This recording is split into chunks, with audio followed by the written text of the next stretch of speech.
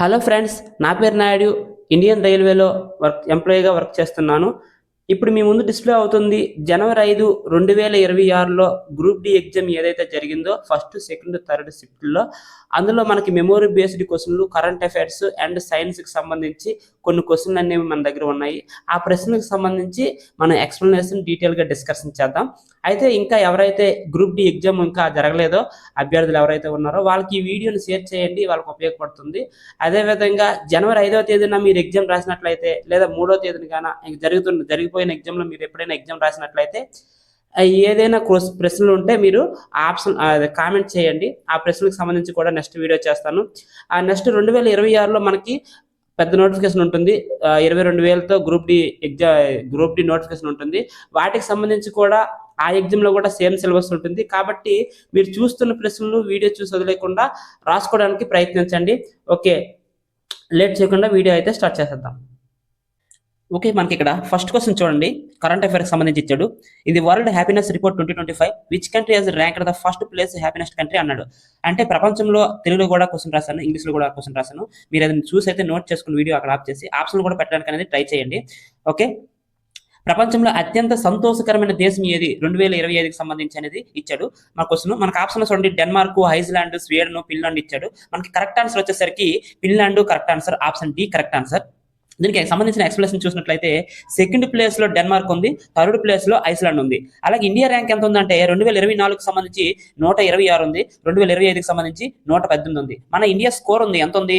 4.389 అనేది మన ఇండియా యొక్క స్కోరు. అలాగే మన పక్కన ఉన్న సరిహద్దుల్లో ఉన్నటువంటి, మన దేశానికి సరిహద్దుల్లో ఉన్నటువంటి దేశాల యొక్క ర్యాంకులు కూడా హ్యాపీనెస్ లో ఎంత సంతోషంగా ఉన్నారో ఒకసారి చూద్దాం.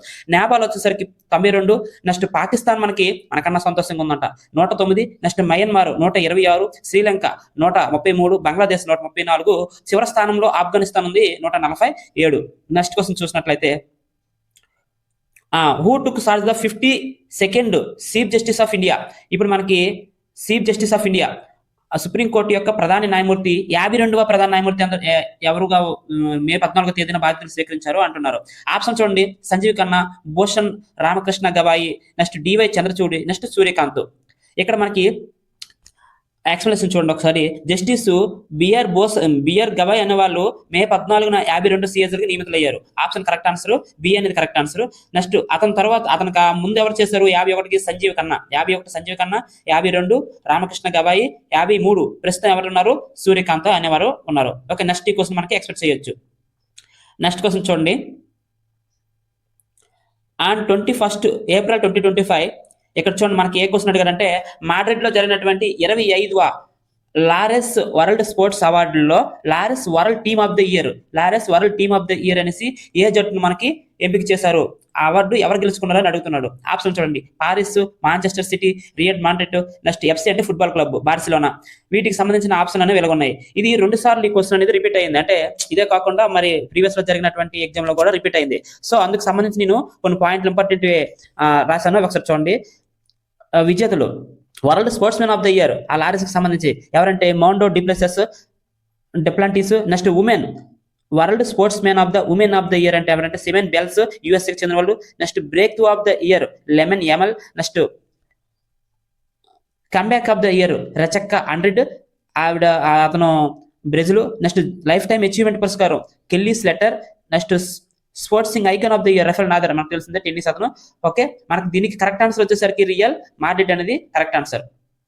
నెక్స్ట్ క్వశ్చన్ చూడండి, స్పోర్ట్స్కి సంబంధించి ప్రతి సిప్లను కూడా వస్తున్నాడు. Next after Operation Sindoor in 2025 along which border between India and Pakistan movement are crossing suspended. 2025లో మనకి చాలా ఇంపార్టెంట్ అనేది ఒకటి జరిగింది. ఏంటి? ఆపరేషన్ సింధూర్. ఎవరెవరికి మధ్య? పాకిస్తాన్ లో మనం చేసాం. దీనికి సంబంధించి క్రాసింగ్ అనేది బార్డర్, ఇలా భారతదేశం ఉంటుంది కదా, భారతదేశానికి పాకిస్తాన్కి మధ్య క్రాసింగ్ బార్డర్ అనేది ఈ ఆపరేషన్ సింధూర్ తర్వాత మనం ఒకటి క్లోజ్ చేయడం జరిగింది. అదేంటి అని ఇస్తున్నాడు. ఆప్షన్ చూడండి, వాఘా అటారీ సరిహద్దు, రాడిక్లిప్ సరిహద్దు line, next LOC line of control, next Kartarpur corridor. ఇక్కడ ఆపరేషన్ సింధు తర్వాత భారతదేశం పాకిస్తాన్ మధ్య కర్తార్పూర్ కారిడార్ ని మే 7వ తేదీన మూసివేయడం అనేది జరిగింది. అటారీ వాఘా కూడా మూసివేశారు. అయితే 2 ఆప్షన్లు ఒక ఆప్షన్ ఉందంట, ఇక్కడ 2 ఆప్షన్లు కూడా కరెక్ట్ ఆన్సర్. నెక్స్ట్ పాకిస్తాన్ పౌరులకు అన్ని రకాల వీసాలు కూడా రద్దు చేశాం. నెక్స్ట్ ఈ ఆప్షన్ కూడా గుర్తుపెట్టుకోండి, నెక్స్ట్ ఇచ్చే ఛాన్స్ ఉంది. నెక్స్ట్ క్వశ్చన్ చూడండి, in 2025 on which date was world Hindi day. మనం హిందీ డే అనేది ఎప్పుడు జరుపుకుంటాం? ఎప్పుడు వరల్డ్ లో అడుగుతున్నాడు, ప్రపంచ హిందీ దినోత్సవం అడుగుతున్నాడు కింద చూడండి. 2025లో ప్రపంచ హిందీ దినోత్సవాన్ని ఎప్పుడు జరుపుకుంటాము? ఈ సెప్టెంబర్ 14 చూడండి, ఫస్ట్ ఆప్షన్ ఇచ్చాడు. అది భారతదేశం జాతీయ హిందూ దినోత్సవం అయితే సెప్టెంబర్ 14, జనవరి 10 అయితే మనకి వరల్డ్ హిందీ దివస్ అన్నమాట. ఓకేనా? ఇప్పుడు 2025లో జరిగినటువంటి ప్రపంచ హిందూ దినోత్సవం యొక్క థీమ్ చూడండి. నెక్స్ట్ ఇది ఇచ్చే అవకాశం కూడా ఉంది కదా. సో దాని థీమ్ వచ్చేసరికి a global voice of unity and culture pride. Next జాతీయ హిందూ దినోత్సవం వచ్చేసరికి సెప్టెంబర్ 14, మీ అందరికీ తెలిసిన విషయమే. నెక్స్ట్ చూడండి, by the end of 2025 the reserve bank of India. ఇక్కడ చూడండి, 2025 చివరి నాటికి రిజర్వ్ బ్యాంక్ ఆఫ్ ఇండియా కొన్ని బ్యాంకులను డొమైన్ చేసింది. ఏ డొమైన్ తో అనుసంధానం చేసిందో చూడండి. ఓకేనా? ఇక్కడ directly banks merged, migrate and connect with which domain అంటాడు. ఆప్షన్ చూడండి దేంతో చేశాడు. RBI.in, bank.in, gov.in, fintech.in. మనకి కరెక్ట్ ఆన్సర్ వచ్చేసరికి bank.in అనేది కరెక్ట్ ఆన్సర్. ఓకే, దీనికి సంబంధించిన ఎక్స్ప్లెనేషన్ ఒకసారి చూడండి. 2025 చివరి నాటికి అన్ని బ్యాంకులు తమ ఇంటర్నెట్ బ్యాంకింగ్ పోర్టల్ను bank.in డొమైన్ తో మార్చుకోవాలని ఉద్దేశించింది. అసలు bank.in డొమైన్ తో ఎందుకు మార్చుకోవాలని చెప్తుంది? ఇక్కడ చూడండి, ఆన్లైన్ లో జరిగిన మోసాలు నిరోధించడానికి, సైబర్ భద్రతను బలోపేతం చేయడానికి, కస్టమర్లు నిజమైన వెబ్సైట్లు ఏంటి, నకిలీ వెబ్సైట్లు ఏంటి తేడా తెలుసుకోవడానికి, అలాగే ఆగస్టులో 2025లో first Punjab National Bank corporate website అయినటువంటి bank.in డొమైన్ కు ఫస్ట్ మనకి అందులో చేరిన ప్రభుత్వ రంగ బ్యాంకు. నెక్స్ట్ క్వశ్చన్ చూడండి, ఇటీవల కర్ణాటకలో కోట్లాది రూపాయలు ఆస్తులు మరియు నగదు ప్రధానంగా ఏ ఏజెన్సీ స్వాధీనం చేసుకుంది అని అడుగుతున్నాడు. ప్రధానంగా ఏ ఏజెన్సీ స్వాధీనం చేసుకుంది అంటాడు. ఆప్షన్ చూడండి, ఎన్ఫోర్స్మెంట్ డైరెక్టర్స్, మీకు తెలిసిందే ED. Next CBI, central bureau of investigation, second option. Next Karnataka Lokayukta, next ఆదాయ పన్ను శాఖ, ఐటీ శాఖ అంటున్నాడు. అయితే కర్ణాటకలో ఇటీవల కోట్ల రూపాయలు ఒక ఆస్తులు, నగదులు, వాటికి సంబంధించిన పత్రాలు ఒక ఏజెన్సీ అనేది స్వాధీనం చేసుకుంది. క్రింది వాటిలో ఏ సంస్థ స్వాధీనం చేసుకుంది అనేసి మనకి ఇచ్చాడు. ఇక్కడ చూడండి, 2 క్వశ్చన్లు ఇవ్వడం జరిగింది. ఇంతకు ముందు కూడా ఈ షిఫ్ట్ కూడా ఇచ్చాడంట. 2025 నవంబర్ 25వ తేదీన కర్ణాటకలో లోకాయుక్త రాష్ట్రంలో 10 మంది ప్రభుత్వ ఆస్తులపైన దాడులు నిర్వహించి దాదాపు ఎంత 35.31 కోట్లు విలువైన ఆస్తులను స్వాధీనం చేసుకున్నారు. అలాగే దీనికి ముందు నెలలో, నవంబర్ కన్నా ముందు నెలలో అక్టోబర్లో కూడా ఇలాంటి ఆపరేషన్ చేశారు. అక్కడ మనకి 12 మందికి సంబంధించి 381.08 కోట్లు ఆస్తులు అనేది స్వాధీనం. ఈ రైడ్ చేసింది ఎవరు అంటే C option correct answer. Karnataka Lokayukta అనేది చేసింది. నెక్స్ట్ క్వశ్చన్ చూడండి, ఇది సైన్స్ కి సంబంధించిన question. When 2 volts resistance of 15, okay ఇక్కడ 15 తర్వాత 5 ఒకటి ఉంది, తెలుగులో చూడండి రాశాను. 12 వోల్ట్ పొటెన్షియల్ తేడాతో 15 ఓములు మరియు 5 ఓములు 2 నిరోధకాలు ఉన్నాయి. ఇవి శ్రేణి సంధానంలో కలపాలి. అయితే సర్క్యూట్ లో విద్యుత్ ప్రవాహం ఎంత ఉంటుంది అంటాడు. విద్యుత్ ప్రవాహం ఎంత ఉంటుంది అంటాడు. క్వశ్చన్ చూడండి. నెక్స్ట్ ఆప్షన్ చూడండి, మనకి 0.4 ఆంపియర్, అలాగే 0.6 ఆంపియర్, 0.8 ఆంపియర్, 1.2 ఆంపియర్. ఇప్పుడు మనకి కరెంట్కి సంబంధించిన మనకి లా ఏముంది, ఓం నియమం ఏం చెప్తుంది? I = VR. ఇదే ఫార్ములా చేసి మనకి 2 శ్రేణి సంధానంలో ఉన్నాయి కాబట్టి ఏం చేయాలి? ఆ 2 కూడా కలపాలి. 15 ప్లస్ 5 కలిపితే మొత్తం రెసిస్టెన్స్ వచ్చేసరికి 20 అవుతుంది. ఇప్పుడు I = VR లో మనం ఇక్కడ ప్రవేశపెట్టినట్లయితే 12/20 అయితే 0.6 అనేది కరెక్ట్ ఆన్సర్ అవుతుంది. 0.6 మనకి ఎక్కడ ఉంది? ఆప్షన్ బి అనేది కరెక్ట్ ఆన్సర్. నెక్స్ట్ క్వశ్చన్ చూడండి, where is an electron located in a atom అట. ఇప్పుడు ఆటంలో అణువులోని ఎలక్ట్రాన్ అనేది ఎక్కడ ఉంటుంది? ఎలక్ట్రాన్ యొక్క స్థానం ఎక్కడ అడిగాడు. చాలా చాలా చాలా సింపుల్ క్వశ్చన్, కాకపోతే కన్ఫ్యూజ్ పడతారు. కేంద్రకం లోపల ఎలక్ట్రాన్ ఉంటుంది, అవునా? కేంద్రకం లోపల న్యూట్రాన్లు, ప్రోటాన్లు ఉంటాయి కదా. ఓకే, నెక్స్ట్ ఆప్షన్ చూడండి, కేంద్రకం నుండి ఎలక్ట్రాన్ విడుదలవుతుంది అంటే కేంద్రకం నుండే విడుదలవుతుంది అంటాడు. 2వ ఆప్షన్. 3వ ఆప్షన్ చూడండి, ఎలక్ట్రాన్ ధనావేశక ఛార్జ్ ఏదైతే ఉందో దాంట్లో నుంచి కేంద్రం చుట్టూరు తిరుగుతుంది, దాని చుట్టూ అని చెప్తాడు. నెక్స్ట్ మనకి 4వ ఆప్షన్ చూడండి, ఎలక్ట్రాన్లు ప్రోటాన్లు మాత్రమే ఉంటాయంట. అది అసలు వేస్ట్ ఆప్షన్. ఇక్కడ చూడండి మనకి ఎక్స్ప్లెనేషన్, ఎలక్ట్రాన్లు ప్రతికూలంగా ఛార్జ్ చేయబడిన కణాలు లేదా కేంద్రకం చుట్టూ ఉన్న కక్షలోనే కనిపిస్తాయి, అంటే కేంద్రకం చుట్టూరు తిరుగుతాయి అన్నమాట. నెక్స్ట్ అణువు యొక్క నిర్మాణం ప్రకారం కేంద్రకంలో ప్రోటాన్లు, న్యూట్రాన్లు ఉంటాయి. అయితే దీన్ని బట్టి ఆన్సర్ ఏట్ అవుతుంది? ఆప్షన్ అనేది C correct answer. Next question చూడండి, what is the effective diameter of the circular outline of a, మనకి స్ఫీర్ ఏదైతే ఉందో, మనకి గోళం ఉందా, అది కాదు ఇది ఏదైతే మనకి ఒక గోళం ఉంది కదా, ఈ గోళానికి సంబంధించి ఇక్కడ చూడండి, గోళాకార కటకము, ఇది కటకం అనమాట. దీనికి వృత్తాకార రూపురేఖ ప్రభావాన్ని, వ్యాసాన్ని ఏమంటారు అంటాడు. ఇప్పుడు మనకి ఒక గోళం ఉందండి, ఇది గోళం అంటే 3D ఇది. ఈ గోళ కటకానికి వృత్తాకార రూపురేఖల ప్రభావాన్ని వ్యాసాన్ని అంటారు. దీని వెనకతలు ఉండే వ్యాసం ఉంటుంది. ఈ గోళానికి వ్యాసం అనేది ఉంటుంది కదా, ఆ వ్యాసం అనేది క్రింది ఆప్షన్లో ఏది ఉంటుందో అంటాడు. ఉదాహరణకు మీ కను గుడ్డే తీసుకుంటాను ఇక్కడ గోళంలాగా ఉంటుంది, దానికి సంబంధించి వ్యాసం అనేది ఎలా ఉంటుంది, వృత్తం అంటే వ్యాసం ఇలా ఉంటుంది, వ్యాసం అనేది ఇలా ఉంటుంది. అదే గోళానికి అయితే ఎలా ఉంటుంది అని అంటున్నాడు. ఇక్కడ చూడండి కటకానికి ఎలా ఉంటుంది అని అంటున్నాడు. ఇక్కడ చూడండి ఆప్షన్లు ఫోకల్ లెంత్ అంటే పొడవు, నెక్స్ట్ వృత్త వ్యాసార్థం, నెక్స్ట్ అపాచర్, నెక్స్ట్ ఆప్టికల్ సాంద్రత అంటున్నాడు.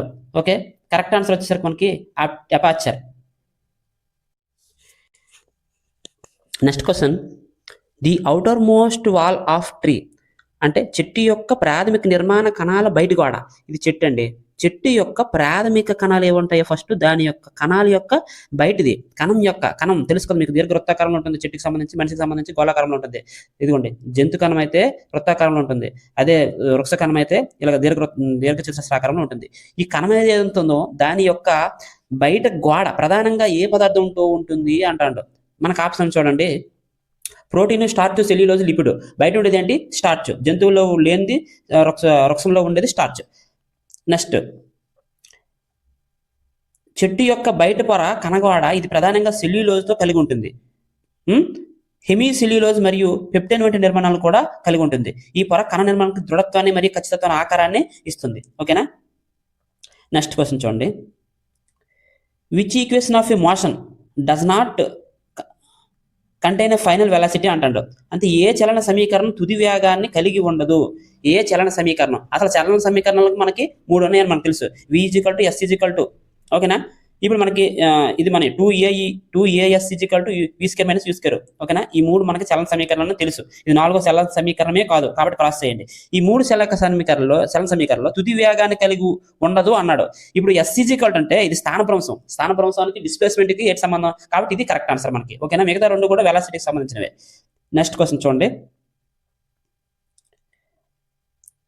Which statement about the buoyant force according to the మనకి ఆర్కిమెడిస్ అనేవారు ఒక సైంటిస్ట్ ఉన్నారు. ఆర్కిమెడిస్ సూత్రం ప్రకారం తేలియాడే శక్తి గురించి ఏ ప్రకటన సరైనది అన్నాడు. ఆప్షన్ మన వాళ్ళు చెప్పలేదు, కాకపోతే వాటికి సంబంధించి నేను ఏవైతే మనకి అతని సూత్రానికి సంబంధించి ఉన్నాయో దానికి ఎక్స్ప్లెనేషన్ అనేది చూద్దాం. ఆర్కిమెడిస్ సూత్రం ప్రకారం ఒక వస్తువు పాక్షికంగా లేదా పూర్తిగా ఒక ద్రవంలో మునిగిపోయిన తర్వాత దానిపైన పనిచేసే శక్తి పైకి తేలియాడే శక్తి స్థానభ్రంశం చెందిన దానికి కూడా సమానంగా ఉంటుంది. ఇది మీకు అర్థం అవ్వాలి అనుకుంటా. మరొక ఈ డెఫినేషన్ చూడండి, ఒక వస్తువు ద్రవంలో మునిగినప్పుడు ఎంత బరువు కోల్పోతుందో కోల్పోయిన బరువు వాస్తవానికి స్థానభ్రంశం చెందిన ద్రవం యొక్క బరువుకి సమానం. ఓకేనా. నెక్స్ట్ ఇది కూడా అర్థం అవ్వాలి అనుకుంటాను. ఇప్పుడు మీకు చెప్తాను చూడండి, ఇది ఒక గ్లాస్ ఉందా, ఈ గ్లాస్లోన పై వరకు పూర్తిగా వాటర్తో నింపిస్తుంది, అసలు వెలుతు లేకుండా నింపిస్తుంది. దీంట్లో ఒక రాయి పెక్క తీసి చెలగేస్తావు, అప్పుడు ఏమవుతుంది, ఈ పైన వాటర్ అనేది కొంచెం తొలగిపోతుంది, కింద పడుతుంది కదా. దీన్ని వేరే పల్లెం పెట్టి కింద పట్టేసిన తర్వాత ఏటవుతుంది, ఈ రాయి ఎంతైతే పరిమాణం ఆక్రమించిందో ఈ వాటర్ కూడా అంతే ఉంటుంది. ఈ రాయి ఎంత బరువు అయి ఉంటుందో ఇక్కడ కూడా అంతే బరువు ఉంటుంది అని మనకి ఆర్కిమెడిస్ అనేది చెప్పాడు. ఓకేనా. ఈ సూత్రం ఆధారంగా చేసుకుని మనకి జలాంతర్గాములు రూపొందించడానికి ఆర్కిమెడిస్ సూత్రాన్ని ఉపయోగిస్తున్నారు. ఓకేనా, అర్థమైంది అనుకుంటా. నెక్స్ట్ క్వశ్చన్ చూడండి, which of the following substances of purified by the ఇక్కడ చూడండి, మన క్రింది వాటిలో ఏ పదార్థం స్వేదన పద్ధతి ద్వారా శుద్ధి చేస్తారో అంటాడు. డిస్టిలేషన్ స్వేదన పద్ధతి ద్వారా శుద్ధి చేయడం అంటే మీకు ఆల్రెడీ తెలిసే ఉంటుంది. ఇక్కడ ఆప్షన్ చూడండి, ఇసుక ఉప్పు మిశ్రమం, మద్యం నీటి మిశ్రమం, బురద నీటి మిశ్రమం, ఇసుక నుండి ఇనుపరంజనం తీయడము, ఇవన్నీ కూడా మనకి ఆప్షన్ అనేవి ఇచ్చాడు. ఇక్కడ చూడండి, నీరు లేదా ఉప్పు నీరు మిశ్రమాలు వంటి ద్రావణాలు మరియు తక్కువ మరిగే బిందువు అంటే తక్కువ స్థానంలోనే మరిగిపోవాలి అలాంటివి ఏవైతే ఉంటాయో అంటే జింకు, కాడ్మియం, పాదరసం వంటివి, వీటిని శుద్ధి చేయడానికి స్వేదనం ఉపయోగిస్తారు. అంటే ఆప్షన్లో ఏముంది, ఏమీ లేవు, అన్ని ఆప్షన్లు కూడా తప్పు అనమాట. నెక్స్ట్ క్వశ్చన్ చూడండి, which of the following statement about the సౌండ్కి సంబంధించి కరెక్ట్ ఏది అంటాడు. అంటే ధ్వని గురించి క్రింది ప్రకటనలో ఏది కరెక్ట్ అని మనల్ని అడుగుతున్నాడు. ఓకేనా. ఒకటి చూడండి, ఇది 1, ఇది 2. ఒకటేముంది, ధ్వని యాంత్రిక శక్తి కాదు అంటాడు. అది తప్ప రైటా? ధ్వని యాంత్రిక శక్తి కదా, అంటే ఒకటో తప్పు. రెండోది, ధ్వని వ్యాప్తికి ఒక మాధ్యమం అవసరం. అవును, మాధ్యమం అవసరం, మాధ్యమం లేకపోతే శూన్యంలో ధ్వని ప్రయాణించదు, కాబట్టి ఓన్లీ బి కరెక్ట్ అన్నమాట. Next question, why do all parts of planet not grow equally? అయితే మొక్కల్లోనే ఇప్పుడు ఇది ఒక మొక్క ఉంది, ఇది ఒక మొక్క ఉంది అనుకోండి, ఏదో ఒక మొక్కల్లోని అన్ని భాగాలు కూడా సమానంగా ఎందుకు పెరగు అంటే కొమ్మలు అనేవి కొంచెం పొడవుగా పెరుగుతాయి, లేకపోతే ఇటు పక్క ఆకులు అనేవి తక్కువ పెరుగుతాయి, ఇలా ఉంటుంది కదా కారణాలు. ఇలా ఎందుకు జరుగుతుంది, మొక్కల్లో అన్ని భాగాలు కూడా సమానంగా ఎందుకు పెరగట్లేదు అని అడుగుతున్నాడు అనమాట. ఇప్పుడు ఆప్షన్ ఏ వచ్చేసరికి అన్ని భాగాలు సమాన పరిమాణంలో కాంతి వెళ్ళదు. నెక్స్ట్ 2 చూడండి, అన్ని భాగాలు కూడా సమాన పరిమాణంలో నీరు ఉండదు. నెక్స్ట్ 3 చూడండి, గురుత్వాకర్షణ శక్తి కారణంగా. నెక్స్ట్ 4 చూడండి, ఉష్ణోగ్రత వ్యత్యాసం కారణంగా అంటాడు. అంటే ఉష్ణోగ్రత వ్యత్యాసం అంటే ఇక్కడ తారాడారులో టేకు మొక్క అయితే ఒకలా పెరుగుతుందట, అది మన ఇక్కడ ఆంధ్రప్రదేశ్లో టేకు మొక్క వేస్తే ఒకలా పెరుగుతుందని చెప్తాడు. అవి ఏవి కాదు. మన కరెక్ట్ ఆన్సర్ వచ్చేసరికి ఆప్షన్ ఏ కరెక్ట్ ఆన్సర్. ఎందుకు ఏ కరెక్ట్ ఆన్సర్ అంటే మొక్కల పెరుగుదలని ప్రధానంగా ఆక్సిన్ హార్మోన్ పై ఆధారపడి ఉంటుంది. మీకు ఆల్రెడీ మొక్కల యొక్క వృద్ధి నియంత్రకాలు 5 హార్మోన్స్ ఉంటాయని మీకు తెలుసు. ఏంటి సైటోకైనిన్, జిబర్లిన్, ఆక్సిన్లు. ఈ ఆక్సిన్ అనేది మొక్కల పెరుగుదలకు ప్రధాన కారణం. ఈ ఆక్సిన్ ఎలా ఉంటుందంటే మొక్కలోని అన్ని భాగాలు సమాన మొత్తంలో కాంతిని పొందినప్పుడు ఆక్సిన్ నీడ యొక్క భాగము వైపు ఎక్కువగా పాకుతుంది, పేరుకుపోతుంది. అప్పుడు ఏమవుతుంది, దీని కారణంగా నీడ ఉన్న భాగంలో కణాలు ఎక్కువగా పొడవుగాను అదే ఆ దిశలో పెరగడం జరుగుతుంది అనమాట. ఈ దృగ్విన్యాసం ఇది ఏదైతే జరిగిందో మనకి ఫోటోట్రోపిజం అనేసి మనకు ఒక ఇది ఉంటుంది. దాని పేరు 10th క్లాస్ మీరు బయాలజీ చూసినట్లయితే ఫోటోట్రోపిజం అంటే మొక్కల గురించి దాని గురించి ఇస్తారు. ఫోటోట్రోపిజం గురించి దాన్ని స్కాన్ చేస్తే ఇదంతా మ్యాటర్ అంతా వస్తుంది. ఓకేనా, మరి ఒకసారి చదువుతాం చూడండి. మొక్కల్లోని అన్ని భాగాలు సమాన మొత్తంలో కాంతిని పొందినప్పుడు ఆక్సిన్ నీడ ఉన్న భాగం వైపు ఎక్కువగా పేరుకుపోతుంది. అంతేనా, నీడ ఎటుందో అటువైపు ఆక్సిన్ అనేది ఎక్కువగా పేరుకుపోతుంది. దీనివల్ల ఏటవుతుంది, నీడ ఉన్న భాగంలో కణాలు ఎక్కువగా పేరుకుపోయి పొడవుగా ఉంటాయి. ఓకేనా, ఈ దిశలోనే మనకి మరియు ఆ దిశలోనే మనకి పెరగడం అనేది స్టార్ట్ అవుతుంది. దీన్ని మనం ఫోటోట్రోపిజం అంటారు. ఓకేనా, ఫోటోట్రోపిజం గురించి మీరు ఒకసారి చదవండి. మరి ఒకసారి నెక్స్ట్ ఈక్వల్, ఇది మనకి అదే అంటే మొక్కల్లోని అన్ని భాగాలు ఒకే మొత్తంలో కాంతి ఉండదు కాబట్టి అది రీజన్ అనమాట. Option C correct answer. Next question చూడండి.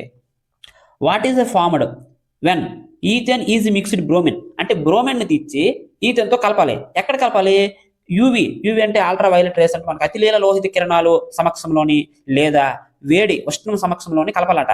ఏటడిగాడు, యూవి కాంతి అతిలీల లోహిత కిరణాల సమక్షంలోనైనా వేడి ఉష్ణం ఉన్న సమక్షంలోనైనా ఈథేన్ బ్రోమిన్ ని కలపాలట. అలా కలిపినప్పుడు క్రింది వాటిలో ఏదో ఒకటి ఏర్పడుతుందట. అదేంటో చూద్దాం. ఏటి ఏర్పడుతుంది, ethyl bromine, hydrogen bromine, ethane, hydrogen bromine, bromoethane మాత్రమే. నెక్స్ట్ ఎటువంటి చర్య జరగదు. అయితే మనకి ఏం ఏర్పడుతుందో ఒకసారి చూద్దాం ప్రాక్టికల్ గా. ఈథేన్ ఒక సంతృప్త కార్బన్, సంతృప్త హైడ్రోకార్బన్. మీకు హైడ్రోకార్బన్స్ మనకి ఇవి తెలుసు కదా, CN HCN + 2N, CN HCN - 2N, ఆల్కైన్లు. ఇది ఆల్కేన్లు యూవి సమక్షంలో జరిగినప్పుడు ఏమవుతుంది, స్వేచ్ఛగా ప్రతిచర్యకు లోనవుతుంది. అయితే రసాయన చర్య ఒకసారి చూద్దాం. C2H6 అంటే CN H2N + 2 alkane plus bromine యొక్క సాంకేతికం ఏంటి, Br2. వీటిని మనం యూవి లేదా వేడిలోనే వేసినప్పుడు ఇలా వస్తుంది, HBr అనేది వస్తుంది. HBr అంటే ఏంటి, ఎథైల్ బ్రోమిన్. కానీ ఆప్షన్ లో బ్రోమో మీథేన్ ఇచ్చాడు కాబట్టి అది కూడా కరెక్ట్ ఆన్సర్. మనకు ఆప్షన్ కరెక్ట్ ఆన్సర్ వచ్చేసరికి option C correct answer. Next question చూడండి ఒకసారి. Global start of ecosystem 2025 report ప్రకారం భారతదేశంలో ఏ నగరం అధిక సంఖ్యలో స్టార్ట్అప్లు ఉన్నాయి అంటాడు. ఎక్కడ ఉంటుంది global start of ecosystem report 2025.